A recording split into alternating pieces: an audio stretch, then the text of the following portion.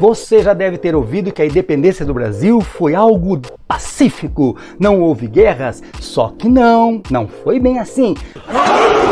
Até porque nem era comemorado em 7 de setembro, acredita? Ué? Eu sou o professor Macari com mais esta curiosidade para você, se liga então.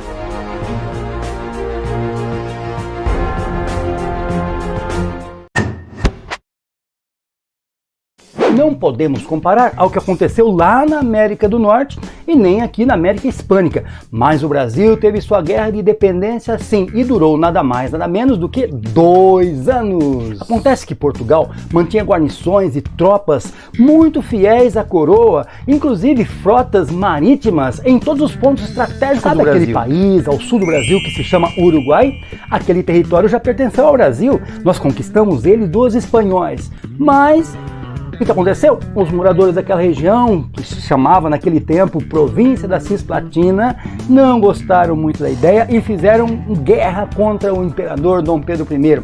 E sabe o que aconteceu? Nós fomos derrotados e eles passaram a dominar todo aquele território que hoje você conhece como Uruguai. Moçada, nem sempre dá para ganhar todas, né? Nas muitas batalhas na Guerra da Independência no Brasil, teve uma jovenzinha que se alistou lá na Bahia, no meio da guerra, e ela simplesmente foi descoberta. Afinal, era uma menina. Mas quando Dom Pedro viu a bravura de Maria Quitéria e a sua coragem, ela foi condecorada como a cavaleira da Imperial Ordem do Cruzeiro. Aí sim, show de bola, Dom Pedro. Pedro I se endividou até o pescoço para comprar vários navios de guerra para lutar contra os portugueses em alto mar. Mas ele impediu que os portugueses mantivessem suas tropas aqui no Brasil e venceu eles em 4 de maio de 1823. Ufa! Portugal, game over! Em 28 de agosto de 1825, Portugal reconheceu a independência do Brasil, claro, mediante a 2 milhões de libras esterlinas como indenização, que era o suficiente para liquidar com as suas dívidas que ela tinha com Portugal. Mas adivinha de quem o Brasil pediu dinheiro emprestado? Inglaterra. Então, indiretamente, nós assumimos a dívida que Portugal tinha com a Inglaterra. Portugal ficou livre, leve e solta, mas nós brasileiros com a corda no pescoço, com uma dívida externa que dura até os nossos dias. Mais tempo, né? Agora chega aqui. O dia da independência do Brasil foi comemorada por muitos anos em 12 de outubro. Ué, por que será? Óbvio, né?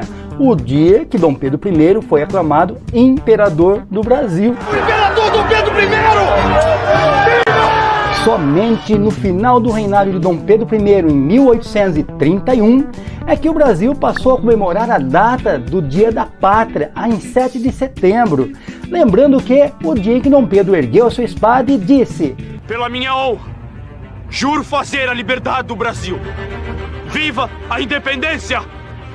Independência ou morte! Independência ou morte." Gostou, galera? Mas fica ligadinho porque nós temos muito mais curiosidades sobre a independência do Brasil.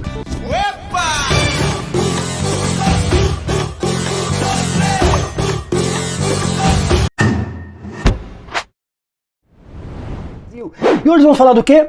Do famoso quadro de Pedro Américo. Você já deve ter visto essa pintura que está aqui atrás de mim. Esse aí é o famoso quadro do Pedro Américo, que retratava o que exatamente? Isso mesmo, o brado do Ipiranga, né? Aquele famoso grito da independência, onde nós tivemos aquela frase famosa: "Independência! Ou morte!" O mais curioso é que o grito da independência aconteceu lá em 7 de setembro de 1822 por Dom Pedro I. E este quadro foi encomendado pela família real por um pintor lá de Florença, um italiano, para que pudesse ser feito então um retrato da independência, só que em 1888. Pode isso, Arnaldo? Poxa, por que tanto tempo? O pintor nem era nascido ainda. Pode isso? Pode, mas vamos entender por que tanto tempo depois? Eu não entendi o que ele falou. Não se tratava de uma mentira, mas da construção de uma nacionalidade do Brasil. Por quê? O Brasil ele era formado por imigrantes europeus, africanos, trazidos forçosamente para cá, miscigenados com indígenas nativos aqui da terra. Era preciso definir símbolos comuns a todos, mas para isso precisava construir a imagem deste símbolo, que, na verdade, neste quadro foi representado na figura do príncipe Dom Pedro I, que se tornou, depois da independência, o quê? O imperador Dom Pedro I. Quando este quadro foi elaborado por Pedro Américo, o império já tinha mais de 60 anos. Só o último imperador, Dom Pedro II, já estava há quase 50 anos no poder, já estava desgastado, a sua imagem já estava em declínio. Poxa, também, né, gente? É muito tempo no poder, não é não? Esta pintura, na verdade, era uma propaganda política para que eles pudessem ficar mais tempo no poder, elevar a sua moral. Afinal, eles achavam que a sua família deveria ficar mais tempo ainda no poder. É mole. Na verdade, o quadro de Pedro Américo não tinha muito a ver com o cenário de como aconteceu o grito da independência, mas o grito aconteceu. Vamos dizer que Pedro Américo enfeitou o pavão. Meus queridinhos, quando Dom Pedro I chegou ali em São Paulo, próximo a Riacho Ipiranga, não teve jeito, teve que dar aquele pit stop, se é que você me entende, né? E foi justamente ali que os mensageiros da princesa Leopoldina e do ministro José Bonifácio encontraram com Dom Pedro e a sua pequena comitiva para falar sobre o quê? Da independência do Brasil.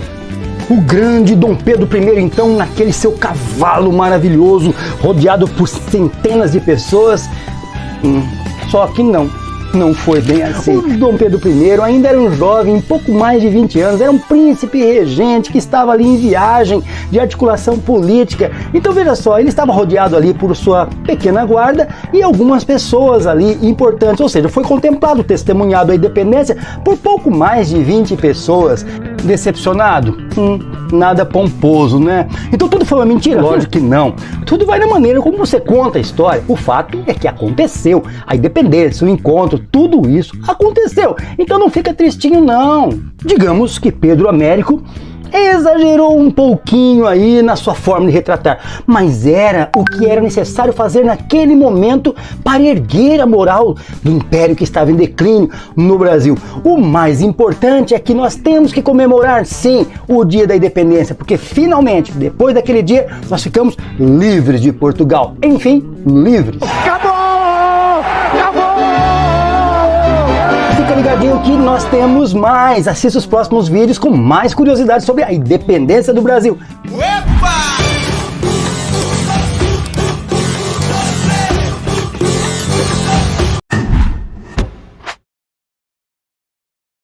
E Dom Pedro decretou a independência do Brasil. Será? E onde será que estão os restos mortais de Dom Pedro? Em Portugal? No Brasil? Com a ausência de Dom Pedro, que estava em viagem em todo o Sudeste, Santos, São Paulo, Rio de Janeiro, para criar novas argumentações políticas ali entre os estados, adivinha quem ficou no lugar dele como regente do Brasil? Sua esposa, a dona Leopoldina ou princesa Leopoldina. Afinal, alguém tinha que botar ordem nessa casa, né? E foi ela que, juntamente com o ministro José Bonifácio, presidiu a reunião de Conselho de Estado que decidiu e assinou o quê? A Declaração de Independência do Brasil, separando definitivamente o Brasil de Portugal. Aí, quem disse que o primeiro governante do Brasil foi um homem? Não. Foi uma mulher. E para o desespero geral dos machões de plantão, também foi ela quem enviou assinadinho, decretadinho, lá o decreto que dava totalmente liberdade ao Brasil de Portugal. Os mensageiros chegaram e encontraram ali Dom Pedro com a sua pequena comitiva próximo do Riacho do Ipiranga. Dom Pedro pegou, junto com o decreto, vinha notícias de Portugal, ele irritadíssimo, ele então deu o famoso grito, né? E agora, saca só o babado. No dia 7 de setembro de 1822, Dom Pedro I declarou não apenas uma, mas 2 vezes, isso mesmo, 2 vezes, a libertação do Brasil. É a verdade. A primeira vez, ainda lá no alto da colina, próximo do Riacho do Ipiranga, ele disse essas palavras: as cortes me perseguem, chamam-me com desprezo de rapazinho e brasileiro, pois verão agora o quanto vale esse rapazinho, pois de hoje em diante estão quebradas as nossas relações. Nada mais quero do governo português e proclamo para sempre o Brasil separado de Portugal. Depois dessa declaração, irritadíssimo, ele desceu ali a colina, chegou numa casinha bem próxima ali onde descansava a sua pequena comitiva, a sua guarnição, né, próximo do Ipiranga ali, arrancou um laço azul e branco que representava Portugal do seu chapéu, jogou no chão e bradou: pelo meu sangue, pela minha honra e pelo meu Deus, juro fazer a liberdade do Brasil. Juramos todos, brasileiros, a nossa divisa, a partir de hoje, será independência ou morte. Nossa, fiquei até emocionado. Agora quero saber se você saca essa. Em 1922, foi construído um monumento magnífico ali à beira do Ipiranga em homenagem ao centenário da independência. E debaixo desse monumento tem uma cripta. E adivinha o que tem lá? Sim, os restos mortais do imperador Dom Pedro I, da imperatriz Leopoldina e da sua segunda esposa, Dona Amélia, trazidos de Portugal em 1972. Nem todo mundo sabia disso, né? E agora, para finalizar este vídeo, muita gente acha que o Brasil fez a sua independência para deixar de ser colônia de Portugal. Só que não. Na verdade, o Brasil já não era colônia de Portugal desde 1815, quando Dom João ele elevou o Brasil à categoria de Reino Unido a Portugal, Brasil e Algarves. Então, daquele momento em diante, 1815, 7 anos antes da independência, o Brasil já não tinha mais a condição de colônia, mas o status de Reino Unido. Naquele momento, a capital do Brasil era no Rio de Janeiro, mas quando Dom João foi para Portugal, aonde foi parar a capital do Brasil? Isso mesmo, lá em Lisboa. Lisboa era a capital do Brasil. Pois era justamente por isso que tinha que fazer a independência, para o Brasil não voltar à condição de colônia, porque lá em Portugal, a elite ali, com a nova constituição monárquica, eles queriam fazer com que o Brasil voltasse à condição de colônia. A independência era urgente naquele momento. E graças ao bom Deus, nos tornamos livres. Longe de nós voltar a ser colônia de Portugal. Mas não paramos por aqui, ainda tem um pouquinho mais.